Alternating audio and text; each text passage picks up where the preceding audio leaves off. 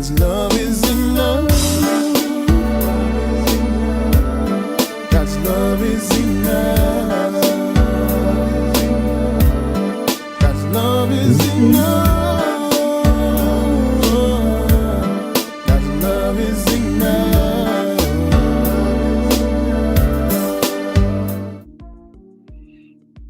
All right. Good morning, good afternoon, good evening, and welcome. My name is Oliver Blue, and I am your temporary guide on the side as we enter into this last day of the third review session. I am absolutely delighted to be here, to be with you, and to be going through these workbook lessons out of A Course in Miracles with you, not as your leader, but as your guide, temporary guide, because within us is the one guide that guides all of us. And so it gives me great pleasure. And yes, love is enough. Love is more than enough. And I'm so thankful. I am so grateful that love has birthed us. Love sustains us. Love is us. And I'm grateful for the awareness of love, the experience of love. And I'm just so happy and grateful that you have joined this love fest with us, with me. And again, these workbook lessons are sponsored by Truly Foundation, your nonprofit organization that is so dedicated and so devoted to bringing these workbook lessons to you, so devoted to sharing advanced spirituality with the whole world.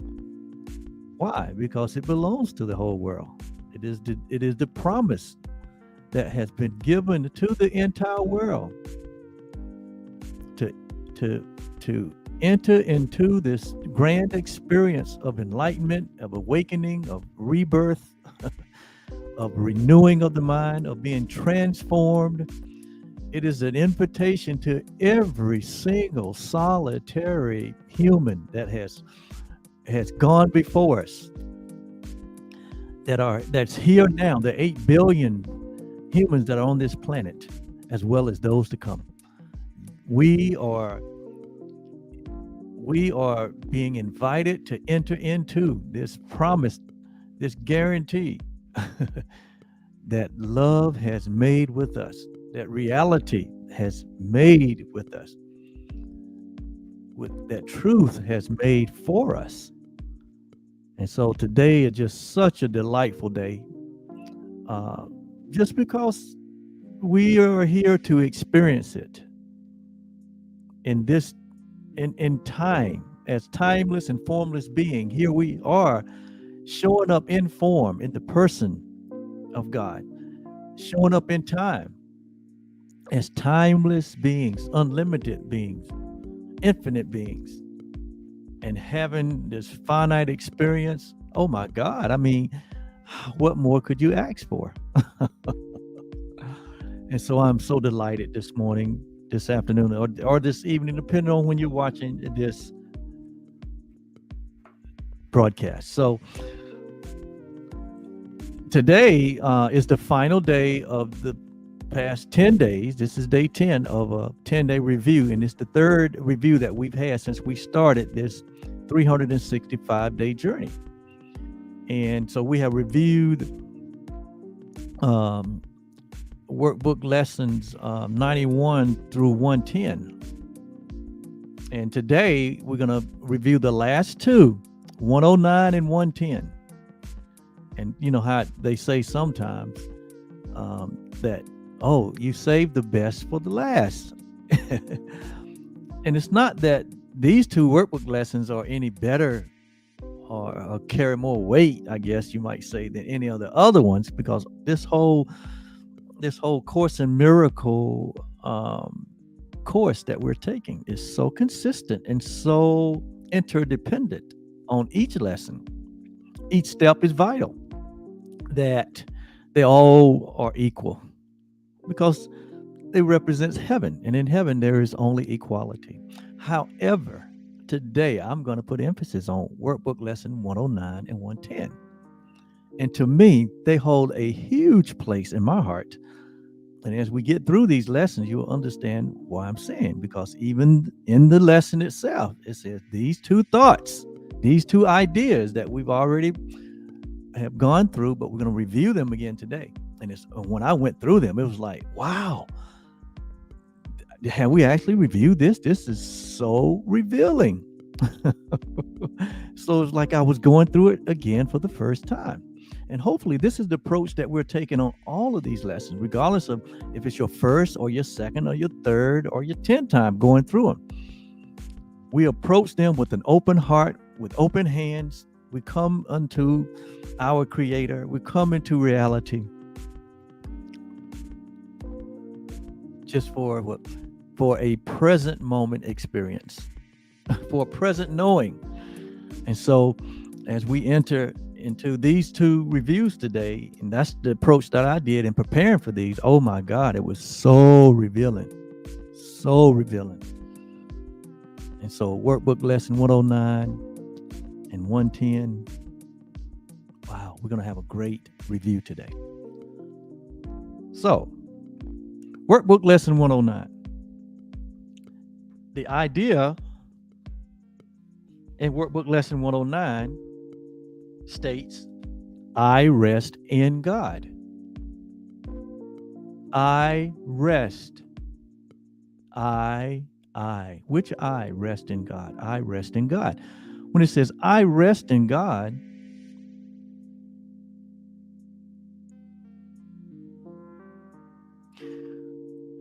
remember there's two distinct ideas here. One is real and one is not. And that which is real is unchanged. That which is real remains as God created it. Reality remains. So as we're going through these lessons, the I that we're really speaking to is not that I. It is that I that appears that it has what?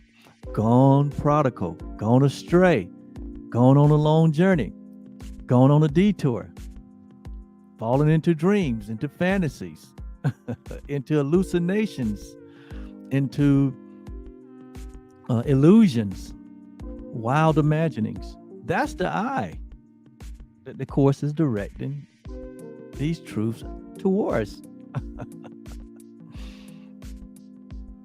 And in inviting and in bringing that false I to the truth, we bring the what? We bring the illusion to the truth. So really, this Course is written on the level of duality, and we know that there is no duality, but it's written on the level of duality because it is at the level of duality, which is caused by the belief in separation, that we have created this false I that is struggling, that is suffering,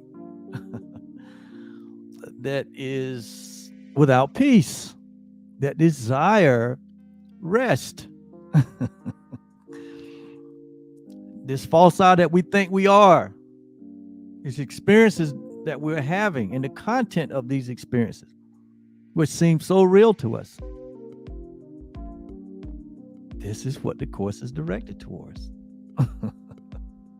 A Course in Miracles.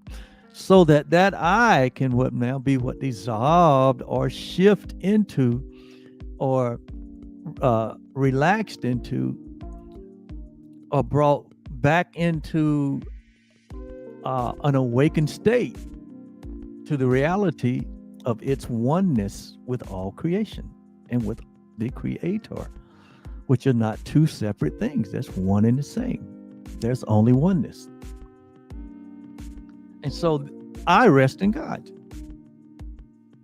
It's a call, it's an invitation to the separated self. to come into the place of rest in which the weary has been called to rest.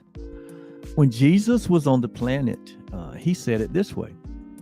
He said, "Come, all ye who are burdened and are heavy laden with what? With the false self, with the perception of the world as something separate, something different, something real." He said, "Come ye that are what?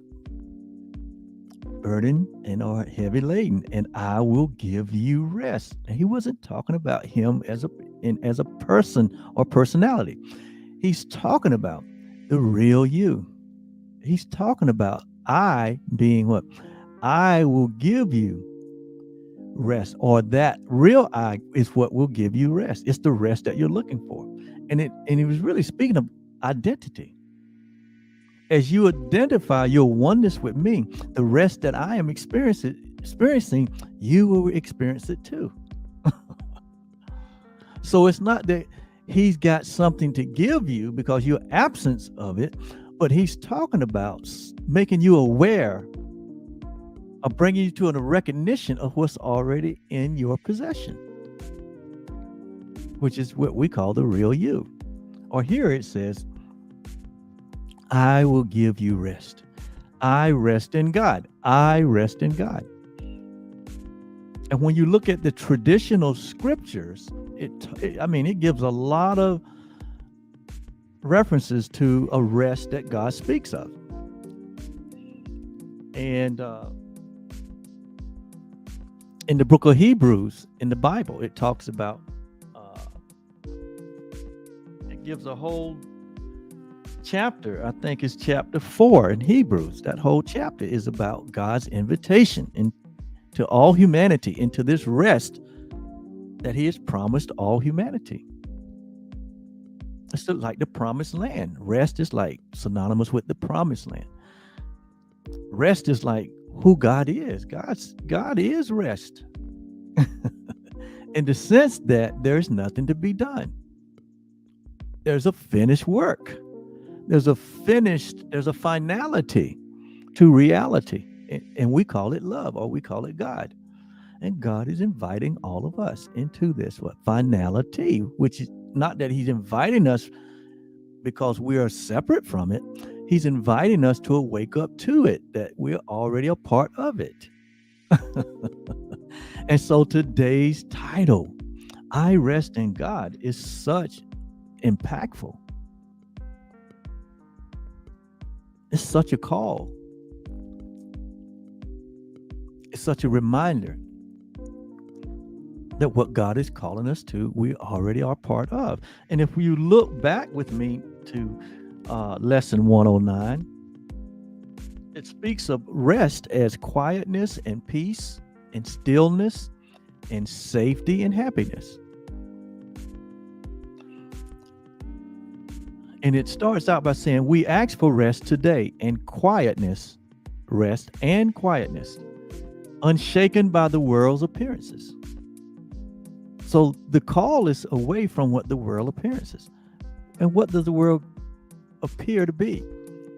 Very separate, very divided. So much uncertainty on shaky grounds. There's no balance. There's no, continuity. There's always infighting. There's always a pull. There's always a drab. There's always sickness and disease and death and comings and goings. There's so much going on in the world that the world only gives us the appearances that there is no rest and there is no quietness. It's a noisy place. And no one really rests. Everyone's in a frantic pace, a frantic mood all the time. But he says, we ask for rest today and quietness unshaken by the world's appearances. We ask for peace and for stillness in the midst of all turmoil born of clashing dreams. So this is a call away from and a call into, a call away from the world's appearances, clashing dreams, turmoil. This is what you find in the world. It says, we ask for safety and for happiness, although we seem to look on danger and sorrow. It's everywhere in the world. He said, and we have the thought that will answer our asking with what we request. And what is that thought? I rest in God. So in that thought, I rest in God. It says this thought will bring to us the rest and the quiet and the peace and the stillness and the safety and the happiness that we seek. And where do we seek it? The false self, seeks that out in the world through the activities and content of activities and things and places and people and relationships. We are seeking. That false I is always seeking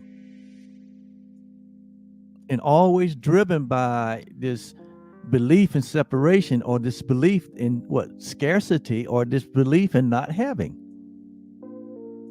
And so if I don't have it, that means that it's somewhere else. So I have to go somewhere else to find it.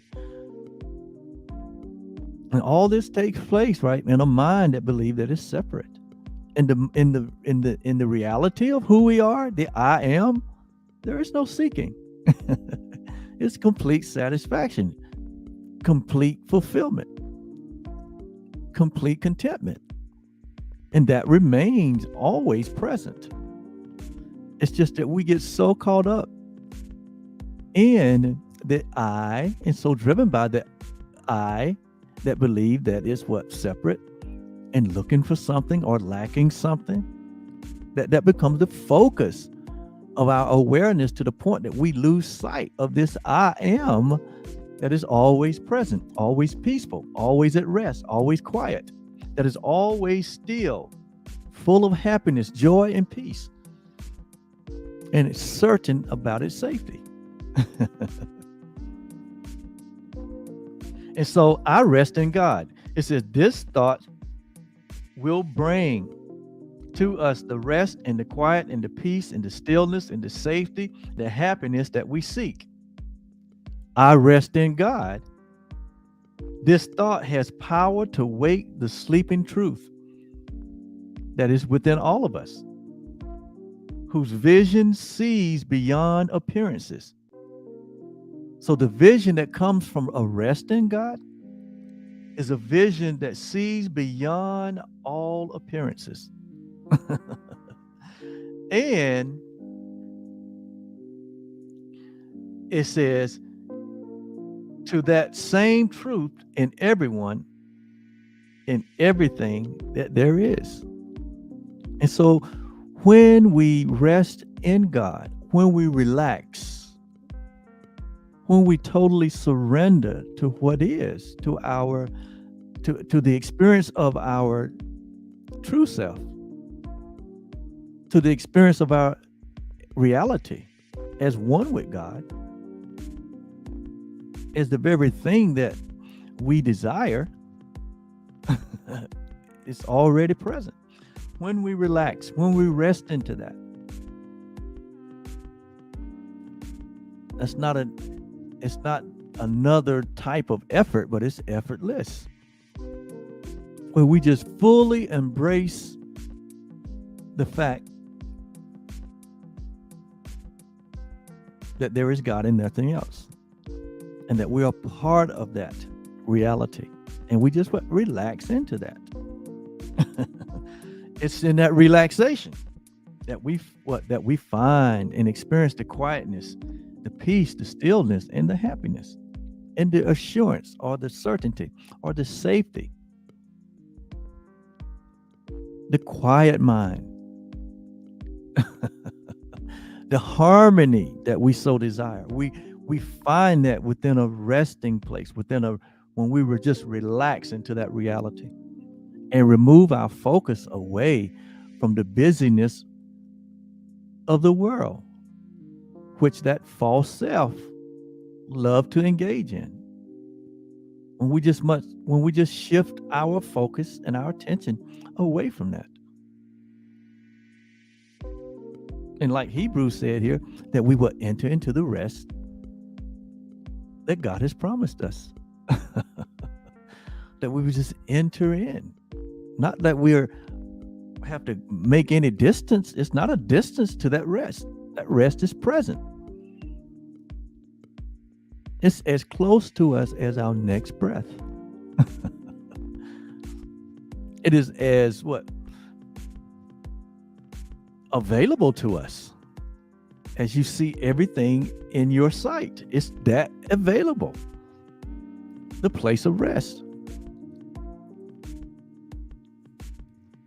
It says, I want to read through this because it says, here is the end of all suffering for all the world. For you and for me. The end of all suffering is when we rest in God. And here in Hebrews it said that, there was a rest for the people of God. And the people in days gone by haven't entered into that rest. And he was referring to the people of his day. The people when Jesus showed up and those prior had not entered into the promise of God or the rest of God. He said because of their unbelief. They could not believe the promise. They could not believe their true identity. It was almost like it was unbelievable that God has done all this, that God had blessed them, that God had made all the provisions for them.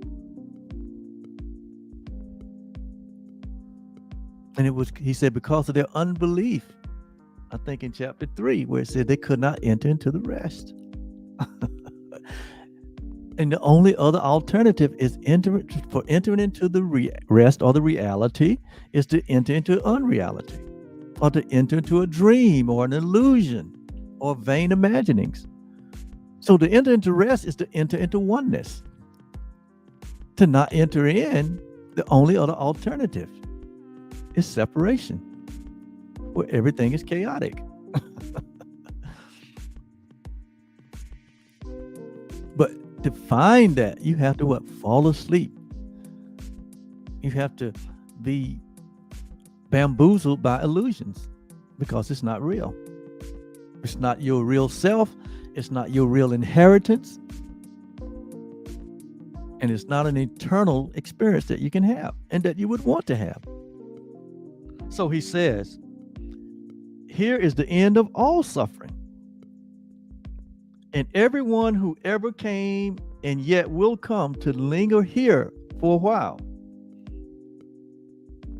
He says, here is the thought in which what God created, which is you and me, is born again to recognize himself. So it is in the recognition of our true identity. That is the rest. That is what I rest in God is. It's when we recognize our true self as one with God the Father, as one with all creation, as innocent and whole and complete. When we embrace, it always come back to your true identity. It always come back to your reality. That is the miracle when we have a shift from illusions, from a shift from fear to love, a shift from illusions to reality. It's like coming back home, but it's a home that you never left, because see, the reality is who you really are has never left. It's that I, that false I, that has gone prodigal. And to really allow your light to shine, for you to really to enter into the rest, we even need to bring all of those illusions to the truth, so they can be dissolved back into the truth. Because remember, there's only God and there's nothing else.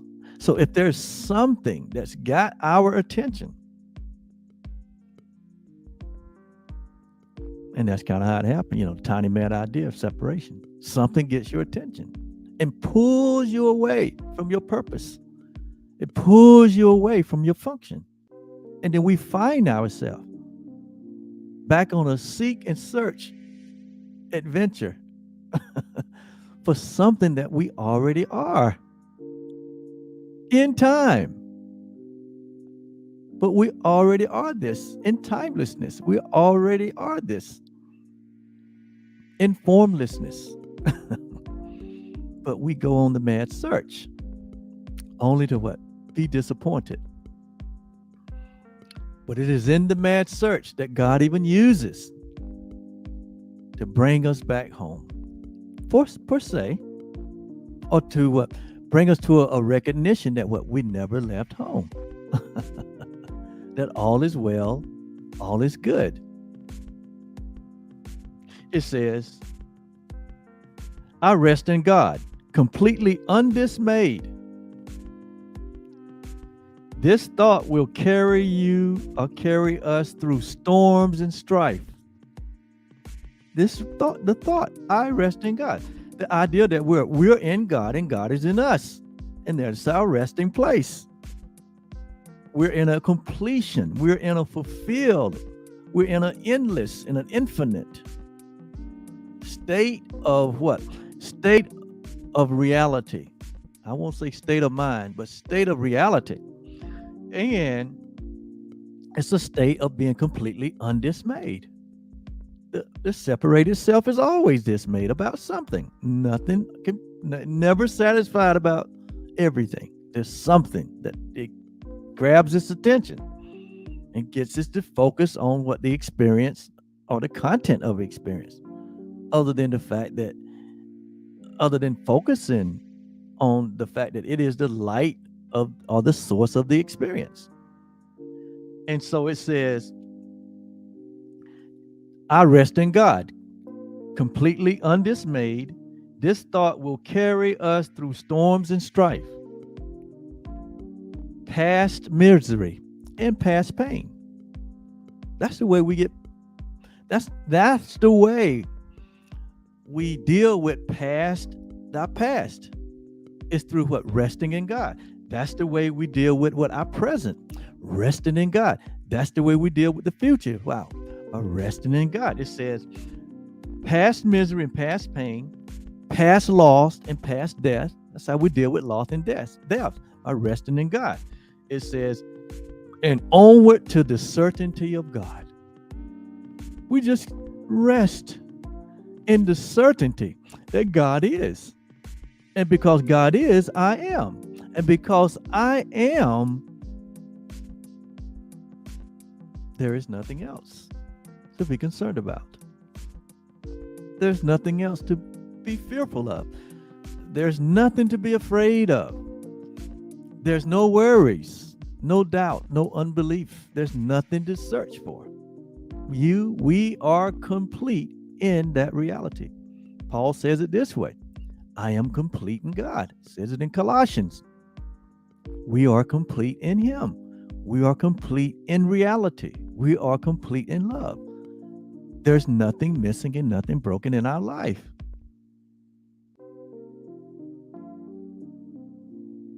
When we become focused on our function as the light of the world, our function as forgiveness, when we become so excited about who we are and what we're here to do and to be and to give and to share, that is the rest that God has called us to. I'll just read a couple of them over here. It says, and to whom God sware that they should not enter into his rest because they believe not. It's not that he was saying you can enter in because the unbelief. He said you won't enter in a state of unbelief. So we have to deal with the unbelief. It says, He says, so we see that they could not, or they did not enter in because of unbelief. But it didn't change anything about their reality. It changed their experience. They could not experience their reality because of unbelief. And what is the unbelief? That who we are, of our true identity, of God's promises, of God's guarantees. It says, let us therefore, the present, let me and you today, 2022, therefore what? Let us therefore be concerned, lest a promise that has been left us also. This is chapter 4, verse 1. Of entering into God's rest, that any of us should seem to come short of it. That any of us will shortchange ourselves by thinking that we're something that we're not, and come short of the reality of who we are. He says, so let us be concerned about that. He says, for unto us is the good news preached or proclaimed, as well as to them who wallowed in unbelief. So it's saying the same promise is to us as it was to them. It says, but the word that was proclaimed did not profit them, not being mixed, because they did not mix it with with confidence, faith. He calls it faith. They did not mix it with the fact that it was talking about them, that they were the substance and the evidence of what he was talking about. He says, in them that heard it. And so we're hearing it today. We're going through these workbook lessons. We're hearing things that are astonishing. We're hearing things that are so contrary to what we've known. We're hearing things that are startling. We're hearing things that it's even hard to believe, as the Course says.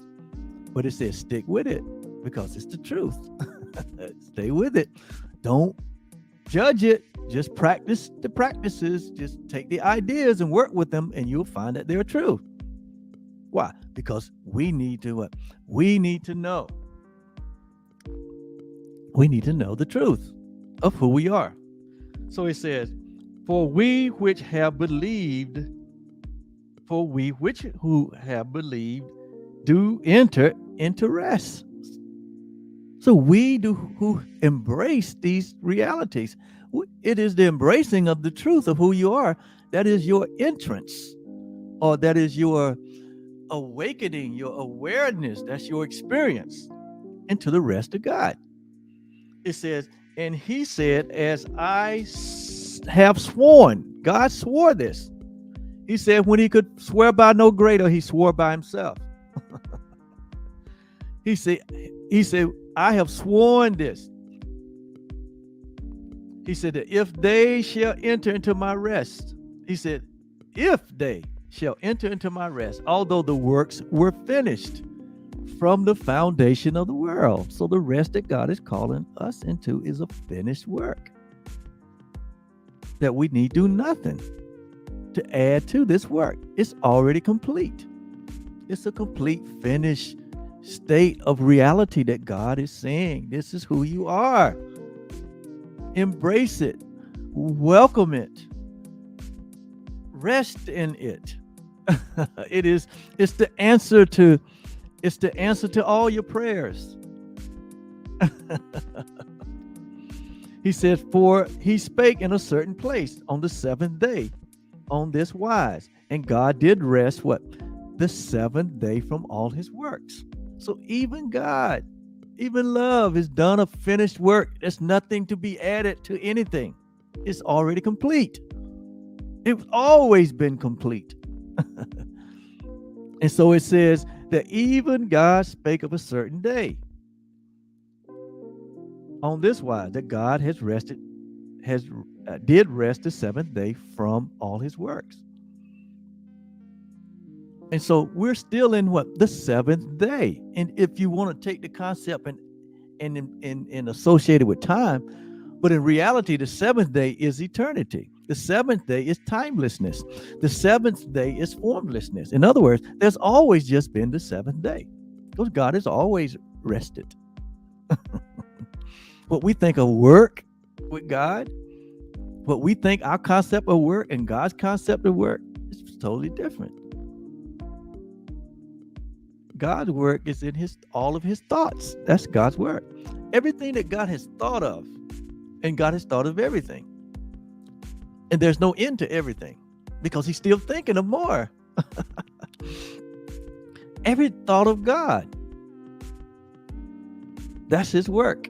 And God wants us to enter into those thoughts. That let God's thoughts be what come our thoughts.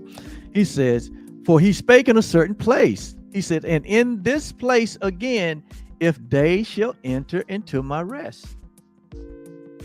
If they shall enter in. If you and I shall enter in today. Today is the day that we, in this moment, that we just relax into the reality of who we are. That's the only way to enter in. We come with hope, like the course say. We forget this course, we forget this lesson, we forget our past, we forget everything, and we just what? Come before our Creator, or come before love with our hearts and our hands wide open. Because in reality, we don't need this course, we don't need these lessons, we don't need anything. In the sense that we already are. But because of this I that we created, this false self, we need to bring it back into harmony. And so we do this to bring it back into harmony, to bring it back into the oneness of what it is. Even if it's just a thought of unbelief, even if it's a dream of separation, we have to We have to once and for all Once and for all dissolve it. Bring it into this, bring that illusion into the circle of reality. So that So that we're not distracted anymore. So that we're not distracted by nothingness. He says, seeing then there remaineth that some must enter therein. And they to whom it was first preached entered not because of their unbelief. Then I skip down to verse 9. It says, there remaineth therefore a rest for all humanity, or he say the people of God, which is all humanity. There remaineth they're saying that there remain or maintain. God has maintained this resting place for the people of God. He said, for he that has entered into his rest, for he that has entered into the rest of God. It says, he has also ceased from his own works. So we cease from seeking and searching and going prodigal. We bring everything back into the one thing. We cease from our own work. We come to understand there's nothing outside of us. There's nothing to search for. There's nothing to find. It says, there remaineth therefore a rest for the people of God. For he that has entered into his rest, he's also ceased from his own work, as God did from him.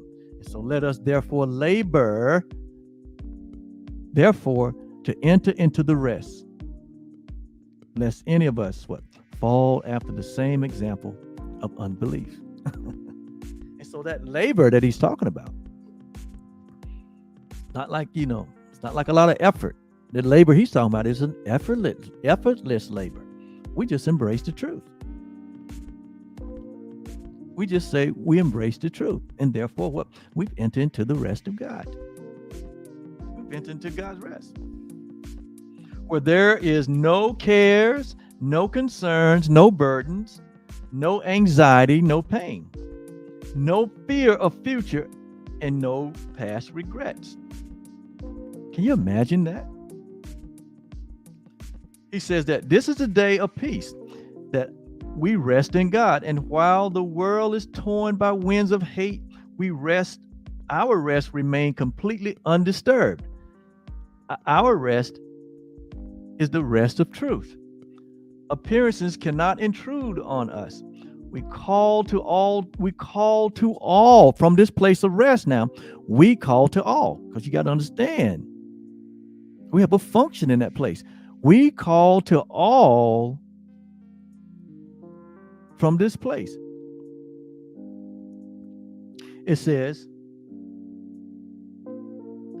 we call to all to join us in this rest, and they will hear and come, and they will hear and come to us because we rest in God. They will not hear another voice than yours because we gave our voice to God, and now we rest in God and let God speak through us. How about that? So as we relax and enter into this rest, it's a place for and a function for us now to call all humanity into this place. So right now, we call all humanity into our circle of rest, our circle of love.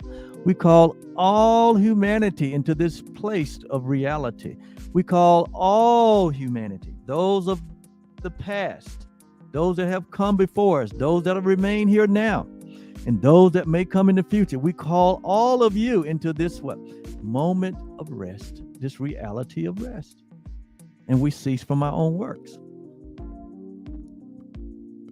And we are now filled with what? Quietness and peace and stillness and happiness and safety.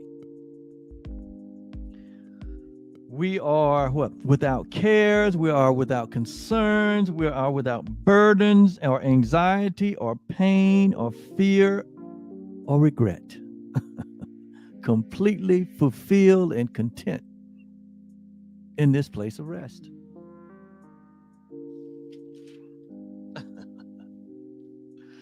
It says, it's almost like when we wake up, the entire world should wake up. Why? Because in that moment, we recognize in this world of oneness that we are, in this place of oneness that we are, that we have the ability as the saviors of the world to call all humanity back home. Because remember, they're just dreaming. So when one wakes up, all humanity wakes up. When you wake up, all humanity wake up. And you make that declaration by calling all humanity into this place of rest. It says, we rest in God within the peace of God today and call upon our brothers from our rest to draw them to their rest along with us. See, this is our function. We will be faithful to our trust today, forgetting no one. Love has forgotten no one. Bringing everyone, into the boundless circle of our peace, the holy sanctuary where we rest. We open the temple doors and let them come from across the world and near as well. Our distant brothers and our closest friend, we bid them all to enter and rest with us. So we don't enter into rest just for ourselves, but we enter into the rest and come into an awareness and an awakening and a recognition that all sleeping minds,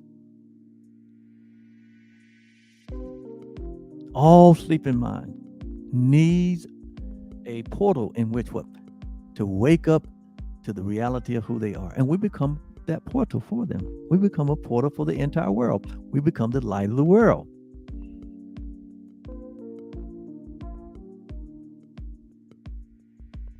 So we rest within the peace of God today, quiet and unafraid. Each brother come to take his rest and offer it to us. We rest together here, for thus our rest is made complete. And what we give today, we have received already. See, it's already ours.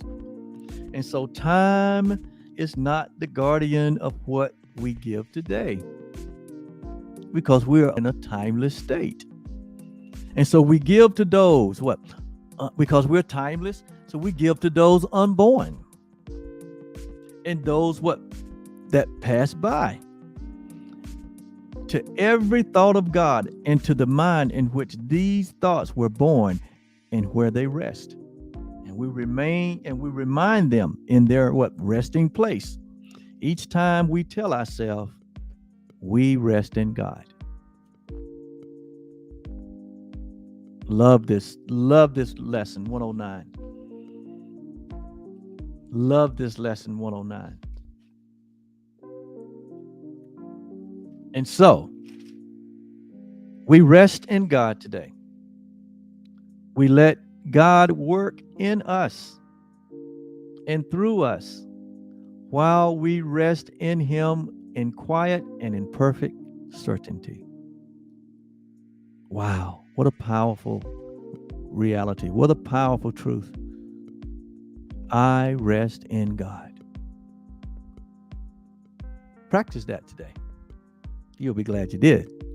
And then workbook lesson 110. Oh my God. How can we transition from that to this? It's even more. It's even more of a truth, of a reality that is the answer to everything. It's an answer to all our suffering. So workbook lesson 110, the lesson was, remember the idea or the truth is what? I am, meaning when you hear I am, we're talking about what? The real you. We're talking about the I am, that creation of God. So it says I am as, or I remain as God created me. I am that what God creates remains as God created it. It's unchanged. It's unaltered. It cannot be changed or it cannot be altered. Who you really are cannot be changed and it cannot be altered. You remain as your Father created you. You remain the timeless and the formless and the innocent and the holy and the righteous and the eternal being that God created. Why? Because what God created is Himself. And so we share really the one self that there is. This reality of a shared oneness that we have with the only reality there is, that is the answer to everything. We are God's creations. We are love's creation. Or we can say it this way: we are God or we are love. Just let that sit for a while. I am God, I am love. Everyone that's born of God is born of love, because God and love is synonymous. And that word born means what? Created. Creation means what? God what extended Himself. So still, in reality, there's only God. And if there's only God and I am conscious and I am aware, I have to be. It's an absolute fact that what? I am part of that which God is. Oh, hallelujah. Boy, that hit me. That hit me right in here. That hit me right here. And all I could say was hallelujah.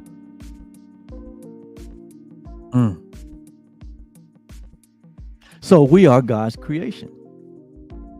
And so today we lay aside all sick illusions of ourselves. All sick illusion has to do with anything that what is not a part of what God created. Every idea, every thought, every reasoning, every imagining, every illusion, every fantasy, every dream,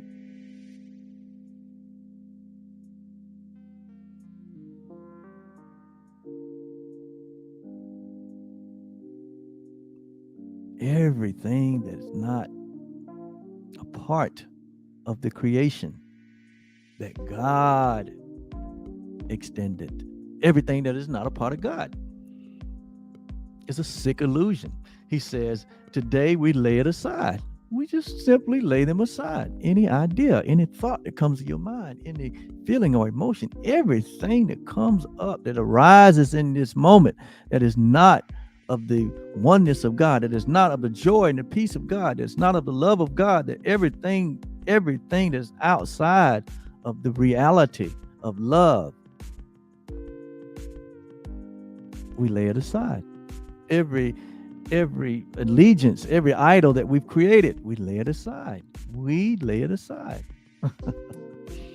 We don't have to cast it out. We don't have to pray it out. We don't have to do any of those things, those forms. Nothing wrong with the forms. But hey, let's just cut to the chase. Just lay it aside.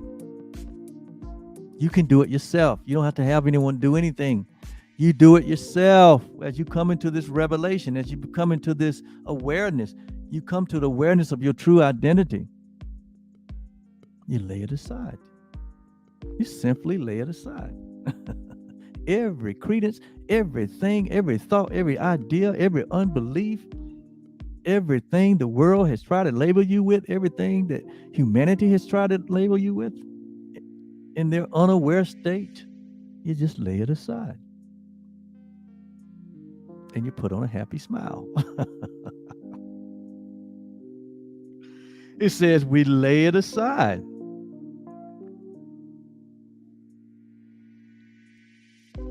Every sick illusion.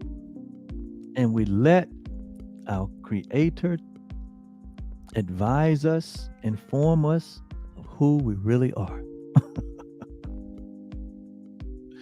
And so it says, when we look back on Workbook Lesson 110, it says, we will repeat today's idea from time to time. And so, yeah, there are several lessons in here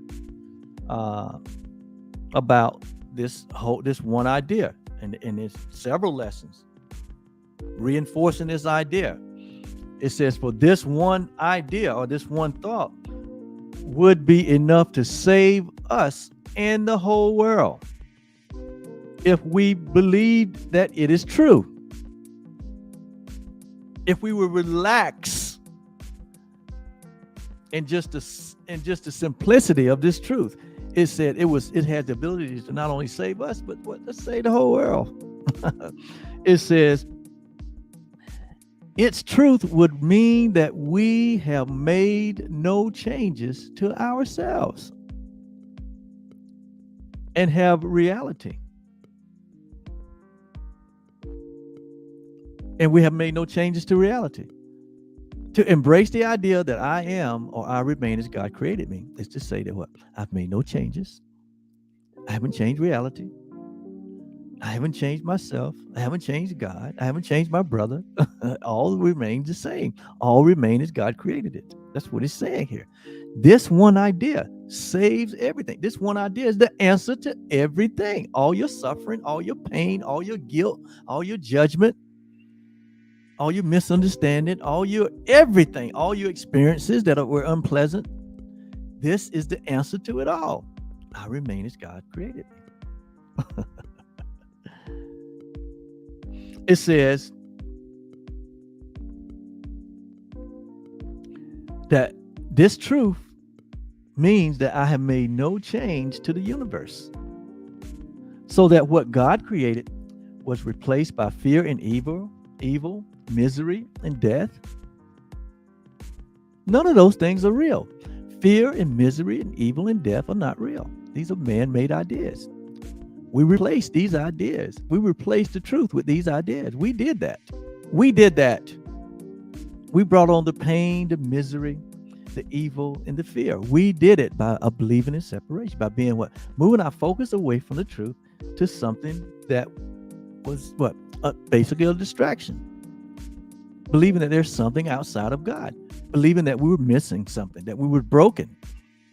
The idea that God was withholding something from us. That's where it came from. In other words, we become these, we have entered into these dream experiences by not embracing reality or truth. The unchanging reality and the unchanging truth. That we are as God created us. You are, I am, all humanity is. Nothing has never been changed. You take all the history of the world, all the history of the universe, and all its appearances and all its activities and events, and none of that changed reality. We remain. Heaven remains. God remains. Humpty Dumpty remains. He has not fallen off the wall. God is not broken into billions of pieces. Love remains intact.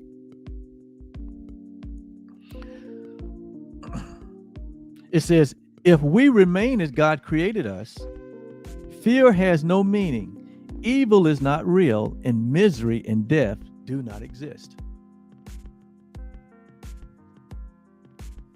If the fact is true, what is the fact? That we remain as God created us. It's not only a fact, it's a matter of fact. And it says, if, here it says what? If you remain as God created you. And it's not an if, it's a fact that we do. So because we remain as God created us, because we remain, it says that what? Fear has no meaning. Evil is not real, and misery and death does not exist. These are all experiences that we have in dreams, in a life of dreams of separation. Only because our focus turned away from what reality. And here we're turning our focus back to reality. And as we do that, all these other things just become what? Just become the nothingness that they are. It says, today's idea is therefore all we need to let complete correction heal our minds. That's what needs to be healed. The mind that believes is separate. Who you really are, the I am, that's never changed. The I am doesn't need healing. You complete. So this idea, this word of deliverance, this word of healing is for the mind that believes is separate. It says, and give us perfect vision that will heal all the mistakes that all and any mind has made at any time or place. So this is your life affects all lives. My life affects all lives. So when I wake up to the truth of who I am, it says here that what it lets complete correction heal the mind. And because what we all share that same separate split mind. It says it gives us perfect vision, perfect perception that will heal all mistakes that any mind has made at any time or place. It is enough to heal the past and make the future free. It is enough to let the present be accepted as it is, regardless of what arises in our moment or in any moment of our day. We allow it and accept it as it is. Love embraces all things, accepts all things, believes all things, what? Transcends all things. Why? Because love is the only reality there is. And said it is enough to let time be the means for all the world to learn, escape from time. And every change that time appears to bring in passing by.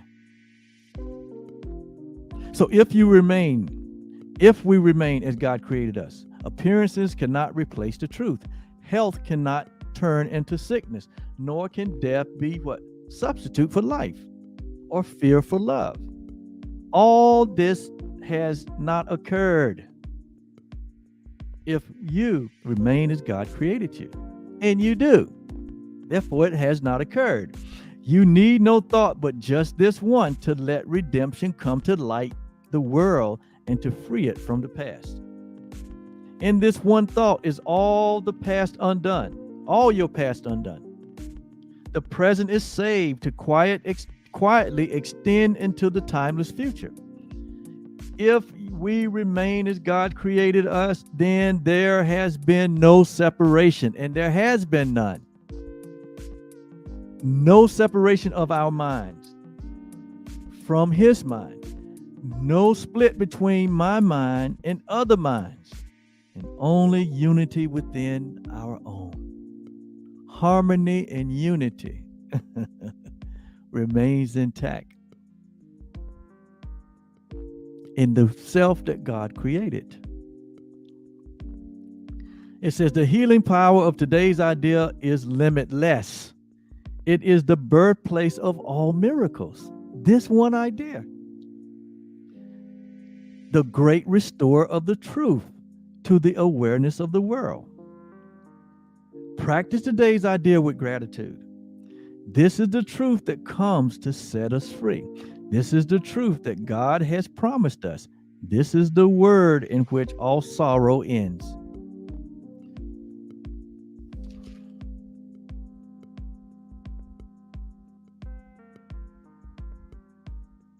Let us declare this truth today. We all remain as God created us. We're the holy home of God. We're the innocent ones. We're the sinless, guiltless ones. That's who we are. That's who you are. That's who all humanity is. It is in the recognition of this that we're no longer lost. It says here, it is the knowing of this that we're no longer lost. It's in the knowing of this. It's in the acknowledgement of this. It's in the experience of this that we're no longer in a state of dreaming, of separation. So let us declare this truth as often as we can today. This is the word of God that sets us free. This is the key that opens up the gate of heaven and that lets us enter into the peace of God into eternity, which this entering in, this opening of the gate, these are all metaphors. The reality is the I am is already there in that place of rest that we talked about. So with these two workbook lessons today, I rest in God, 109. I am as God created me, 110. It would take us throughout all eternity. We'd have to live billions of lives to outlive that truth or to fully experience that. That's how grand they are. That's how real they are. You'd have to live thousands of lifetimes to fully come to experience that. But as a timeless, formless being in this now moment, rest in the peace, rest in God, because you remain as He created you. That's all we need. That's all we need to know.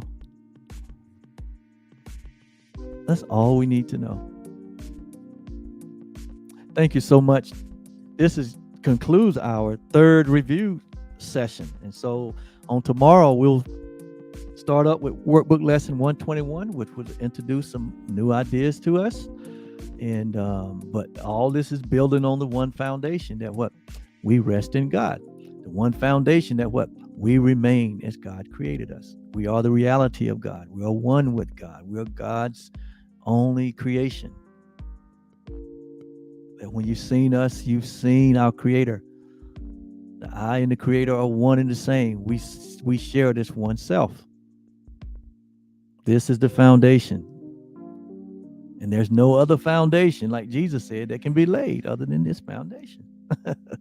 This is what He calls it, the chief cornerstone. He calls it the rock. Thank you so much for being here. Have a great day, and we'll see you on tomorrow. Selah.